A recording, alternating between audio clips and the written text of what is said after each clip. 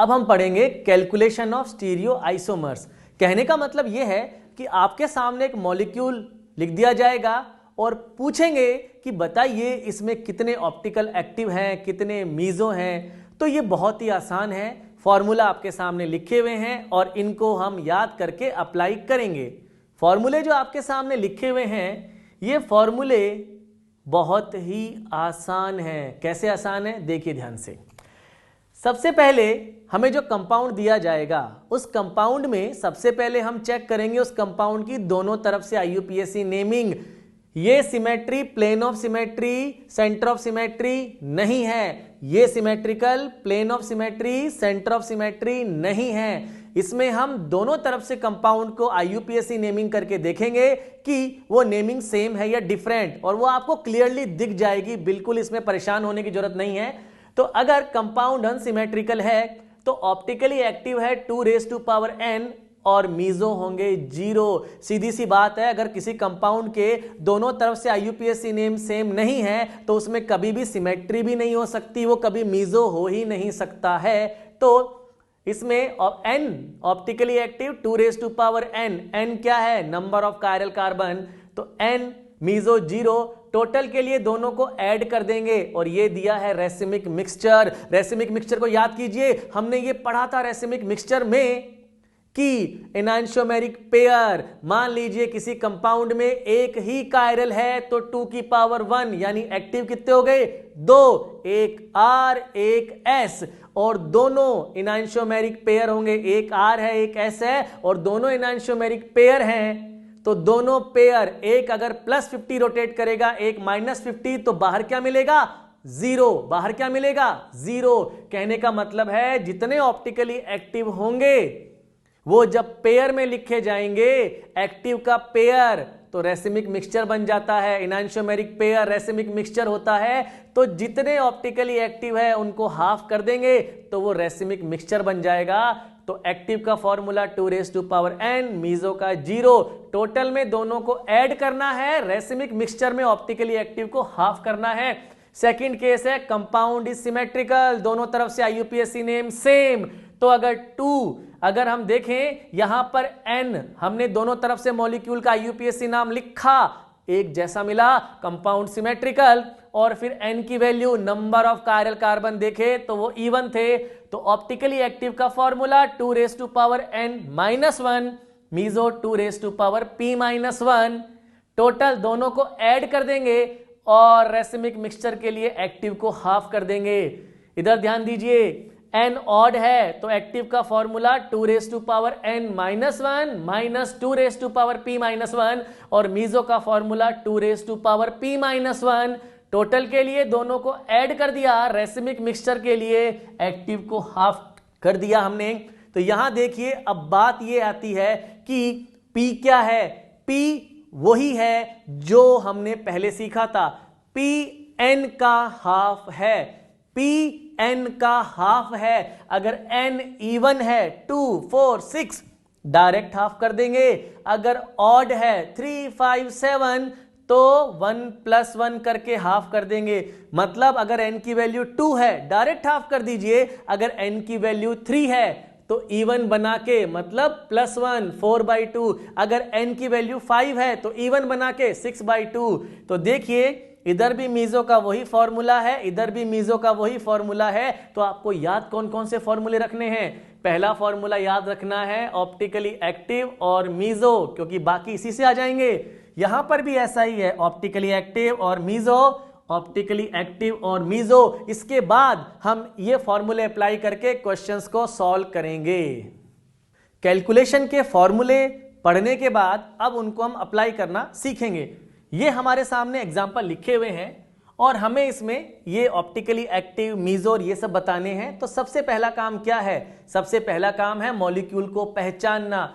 ध्यान से देखिए, दोनों तरफ से IUPAC नेम सेम नहीं आएगा, ये अनसिमेट्रिकल है और इसके अंदर नंबर ऑफ कायरल कार्बन, ये कार्बन बिल्कुल कायरल है, चारों ग्रुप अलग अलग है। इस कार्बन पे भी 4 ग्रुप अलग अलग लगे हैं, ये भी कायरल है और ये भी कायरल है। इसमें n की वैल्यू 3 है। इस कार्बन पे एक तरफ CH3 है, Br है, H है और एक तरफ अलग ग्रुप है, ऐसा ही ये है। और ये बीच वाले पर भी चारों ग्रुप अलग अलग हैं। एक तरफ Br वाला सिस्टम OH, H और Cl, N की वैल्यू 3। अनसिमेट्रिकल आ चुका है, ऑप्टिकली एक्टिव पूछा है 2n, यानी हमने 2 की पावर लिख दी 3, सॉल्व किया तो 8। मीजो हो ही नहीं सकता, 0, कभी सिमेट्री नहीं आ सकती। टोटल में दोनों को ऐड कर देंगे तो आंसर आ जाएगा 8। और रेसिमिक मिक्सचर ऑप्टिकली एक्टिव का हाफ 8/2 यानी कि 4। तो जैसा मैंने कहा ये 2 ही सॉल्व करने होते हैं। आगे बढ़ते हैं नेक्स्ट एग्जांपल में, ध्यान से देखिए, दोनों तरफ से IUPAC नेम सेम है। 2 चीजें देखनी होती है, N की वैल्यू और सिमेट्रिकल अनसिमेट्रिकल। सबसे पहले कायरल कार्बन, इस कार्बन पे चारों ग्रुप अलग अलग है, CH3 है, OH है, H है और कुछ और, ये है कायरल कार्बन। ऐसा ही ये है, ये भी कायरल कार्बन है, इसमें नंबर ऑफ कायरल कार्बन 2 है। तो N की वैल्यू तो 2 आ गई। अब दोनों साइड से IUPAC नेम सेम है तो सिस्टम सिमेट्रिकल है, तो P की वैल्यू N/2 आ गई 1। अब करेंगे सॉल्व, फॉर्मूला अप्लाई करेंगे। फॉर्मूले में ऑप्टिकली एक्टिव 2n-1, तो 2n-2 यानी कि 2n-1। ऑप्टिकली एक्टिव 2 आ गए हैं। मीजो का फॉर्मूला है 2p-1, P-1 यानी 2 की पावर 0, सॉल्व किया तो 1। Optically active 2, meso 1, total 3। तो रेसिमिक मिक्सचर कितने हो गए? रेसिमिक मिक्सचर इसमें एक्टिव का हाफ 1। नेक्स्ट देखिए, यहां पर 1 by 1 सबसे पहले कायरल कार्बन, ये कार्बन चारों ग्रुप अलग अलग, एक तरफ CH3, एक तरफ Cl, एक तरफ H और एक तरफ कोई और ग्रुप, ये एक कायरल कार्बन है। लास्ट वाले को देखिए, एक तरफ CH3, एक तरफ Cl, एक तरफ H और एक तरफ और कायरल कार्बन। अब बीच वाले कार्बन को देखेंगे, बीच वाले कार्बन को ध्यान से देखिए, इस कार्बन पर एक लगा हुआ है हाइड्रोजन, ये यहां पे एक लगा हुआ है इसमें हाइड्रोजन और एक Br, तो 2 ग्रुप तो डिफरेंट हो गए और बाकी दोनों तो सेम है। जी नहीं, ये सूडो कायरल की डेफिनेशन है, 2 ग्रुप डिफरेंट होने चाहिए और बाकी दोनों जो सिमिलर दिखाई दे रहे हैं उनमें भी स्टीरियो यानी इनमें भी कायरल कार्बन है, तो इसको भी कायरल कार्बन के जैसे हम फॉर्मूले में काउंट करेंगे तो N की वैल्यू यहां आ गई है 3 कायरल कार्बन आ गए हैं फॉर्मूले के अकॉर्डिंग। अब दोनों साइड से IUPAC नेम सेम है तो P की वैल्यू लिखेंगे और P की वैल्यू N की वैल्यू का हाफ होता है। क्या होता है? हाफ। तो यहां पे 3 + 1 यानी कि सॉल्व करेंगे तो ये हो गया 4/2 यानी कि 2। फॉर्मूले में पुट करेंगे, symmetrical, number of value odd है तो फॉर्मूला है 2n-1 - 2p-1। सॉल्व करेंगे 2n-2 - 2n-1, 4 - 2 यानी कि 2। मीजो है 2n-p-1, 2n-p-1, सॉल्व किया 2n-1 यानी कि 2। तो एक्टिव भी 2 है, मीजो भी 2 है, टोटल 4 है। रेसिमिक मिक्सचर एक्टिव का हाफ कर देंगे, आंसर आ गया 1। देखिए एग्जांपल में, ये इस क्वेश्चन में भी आपसे पूछा गया है टोटल, एक्टिव और वो नहीं, टोटल पूछे गए हैं। तो सबसे पहले नंबर ऑफ कायरल कार्बन, इस कार्बन को देखिए, एक तरफ OH है, एक तरफ H होगा, ऊपर और नीचे गए, इसकी रेस्पेक्ट में दोनों तरफ जाइए, सेम ग्रुप है या डिफरेंट? डिफरेंट, आपने कहा कायरल।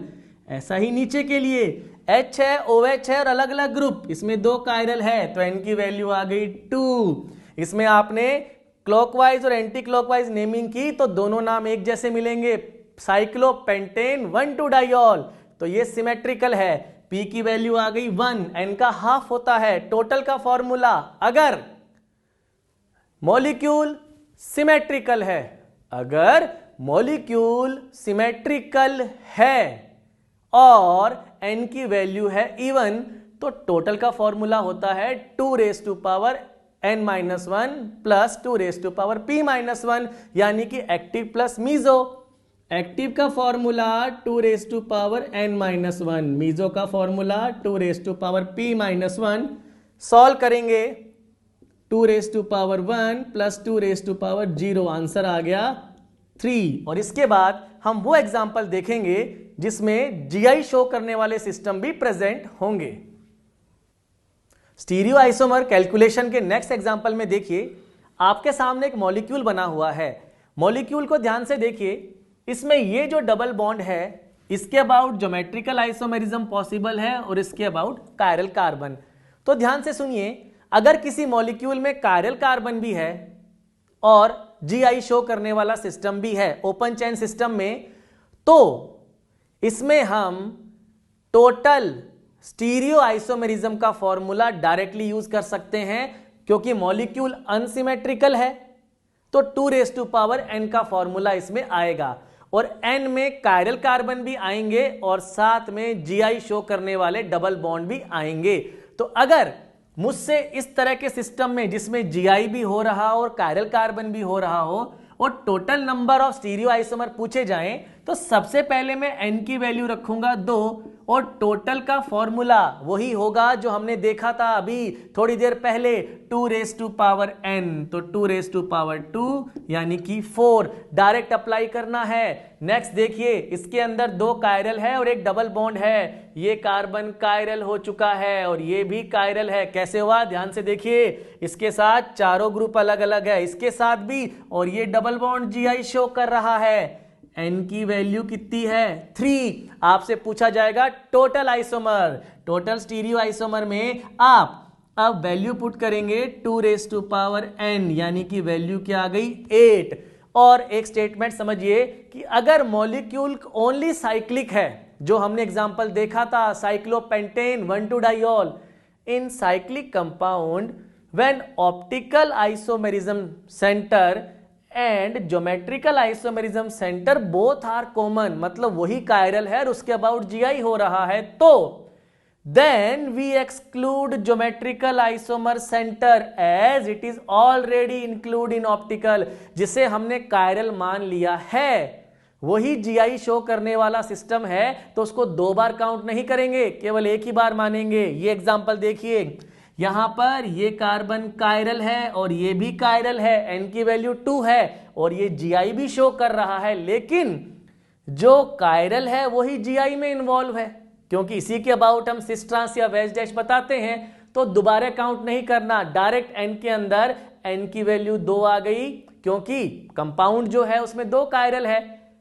दोनों तरफ से IUPAC नेम सेम है, सिमेट्रिकल, यानी कि Pn/2, टोटल का formula optically active plus meso 2 raise to power n-1 plus 2 raise to power p-1। तो मैंने क्या किया, मैंने कंपाउंड में कायरल कार्बन पहचाने और फिर ये देखा कि सिमेट्रिकल है या अनसिमेट्रिकल, फॉर्मूला अप्लाई किया, टोटल का आंसर आ गया। तो हमने ये सीखा कि हम वो फॉर्मूले अप्लाई करेंगे। जो भी मॉलिक्यूल दिया है, सबसे पहले नंबर ऑफ कायरल कार्बन देख लेंगे, उसके बाद सिमेट्रिकल अनसिमेट्रिकल देखकर फॉर्मूले अप्लाई करेंगे। अगर मॉलिक्यूल इस तरह का है, ओपन स्ट्रक्चर जिसमें जीआई ओआई दोनों हो रहे हैं, तो n में दोनों को लिखेंगे, और अगर ओनली साइक्लिक है तो उस केस में केवल कायरल कार्बन को देखकर और फॉर्मूले वही अप्लाई करेंगे जो हमने सीखे हैं। यहां पे हमने calculation of stereo isomer complete कर लिया है और इसके बाद हम देखेंगे stereo isomerism in allene system and benzene type system.